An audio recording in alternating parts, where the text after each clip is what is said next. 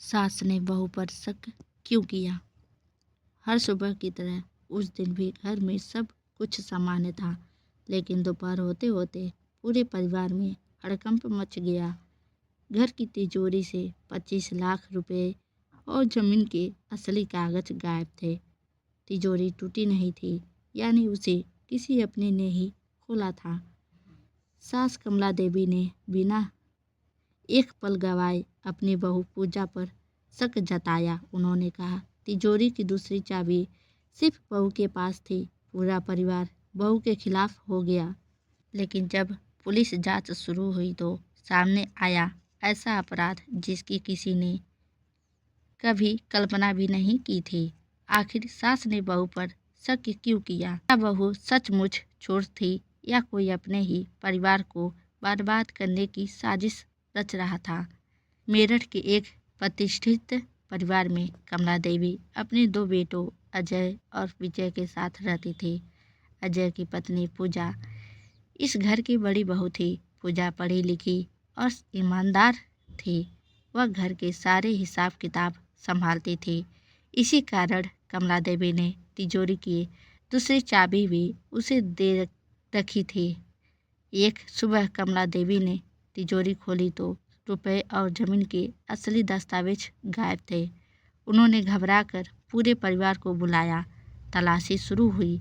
कुछ देर बाद पूजा की अलमारी से तिजोरी की चाबी और कुछ नकदी मिली। अब सबको यकीन हो गया कि चोरी उसी ने की है। पूजा बार बार कहती रही, मैं निर्दोष हूँ, मुझे फंसाया गया है, लेकिन उसकी बात पर किसी ने विश्वास नहीं किया। पुलिस बुलाई गई। जांच अधिकारी ने घर के सभी लोगों के मोबाइल रिकॉर्ड, बैंक लेन देन और सीसीटीवी फुटेज की जांच शुरू की। उसी दौरान पता चला कि घर का पुराना नौकर पिछले कई महीनों से बाहर के एक प्रॉपर्टी दलाल के संपर्क में था। लेकिन असली झटका तब लगा जब दलाल के फ़ोन से छोटे बेटे विजय का नंबर बार बार मिला। विजय भारी कर्ज में डूबा हुआ था। उसने नौकर के साथ मिलकर तिजोरी से पैसे और दस्तावेज चुराने की योजना बनाई थी। योजना के मुताबिक उसने रात में चोरी की और सुबह होने से पहले सबूत पूजा की अलमारी में रख दिए। उसे पूरा भरोसा था कि शक बहू पर ही जाएगा। जब पुलिस ने विजय से सख्ती से पूछताछ की तो उसने अपना अपराध स्वीकार कर लिया।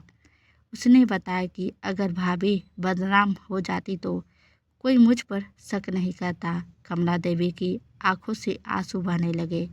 उन्होंने पूजा की हाथ पकड़कर कहा, बहू, मैंने बिना सच जाने तुम पर शक किया, मुझे माफ़ कर दो। पूजा ने कहा, माँ जी, गलती इंसान से होती है, लेकिन बिना सबूत किसी अपने पर शक करना सबसे बड़ा दुख देता है।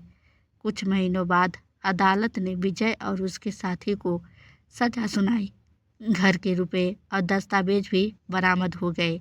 उस दिन कमला देवी ने पूरे परिवार के सामने कहा, रिश्ते शक से नहीं विश्वास से चलते हैं। इसके बाद उन्होंने तिजोरी की चाबी फिर से पूजा को सौंप दी। इस बार सिर्फ जिम्मेदारी नहीं, पूरा विश्वास भी उनके हाथों में था।